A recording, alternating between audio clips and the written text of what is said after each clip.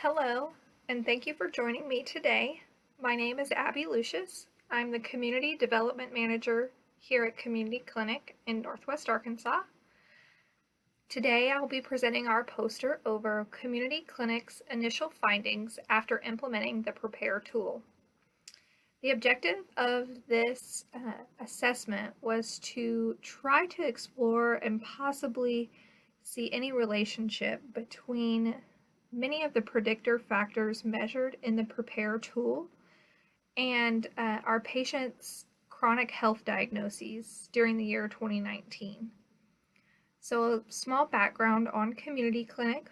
We are, of course, an FQHC located in the northwest corner of the state. We serve a very diverse patient population, home to the second largest population of Marshallese Pacific Islanders outside of the Pacific Islands, or the Marshallese Islands. And so that population itself presents some interesting different factors for determining health outcomes long term. So it was really interesting when we got to implement this tool in late 2018.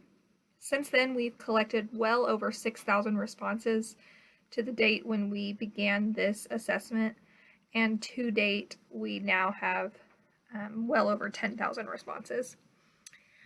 But like I said, this assessment was using a logistic regression to see the relationship between many of the measures on the PRAPARE tool and between two different chronic diseases that we see in our patients, first being hypertension and the other being depression. This tool was incorporated in with our new patient paperwork, asking an additional 7 or so questions to make sure that we were capturing all the information necessary to meet the PRAPARE requirements. And then when we ran the regression, we found some interesting information.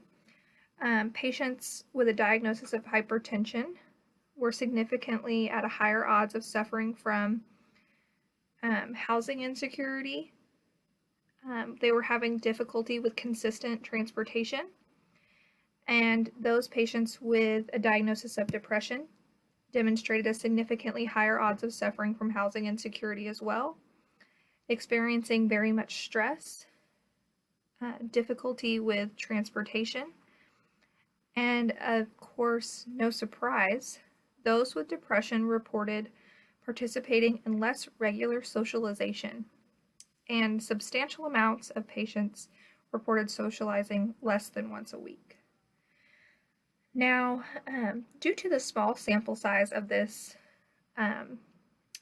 regression that we ran, we of course can't make any definable associations between these two categories.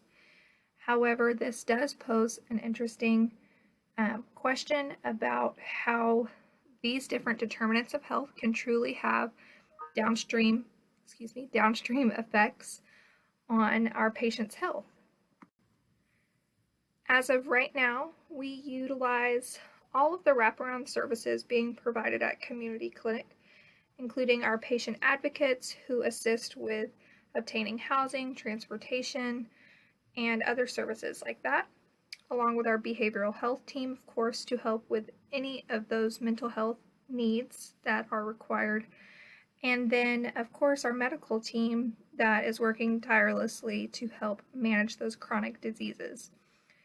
Our hope is that years to come, we can continue to do an analysis, seeing how not only the relationship between these chronic diseases and the factors assessed in the PRAPARE tool are associated, but also try to determine a better plan of action for caring for our patients, especially with their unique needs, to improve health outcomes long term.